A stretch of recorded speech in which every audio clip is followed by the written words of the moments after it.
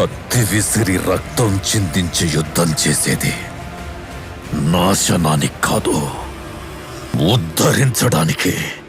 అక్కడ పడే పీనుగులు కూడా పనికొస్తాయి. కావాలంటే రాబందుల్ని అడుగో. పెద్ద కోట కట్టాలంటే ముందు లోతైన గుంత తవ్వాలి. నా ఈ సామ్రాజ్యపు పునాదిని నువ్వు తవ్వితే అక్కడ నీకు రాళ్లు కాదు, నన్ను అడ్డుకోవడానికి వచ్చిన వాళ్ళ పుర్రెలు దొరుకుతాయి.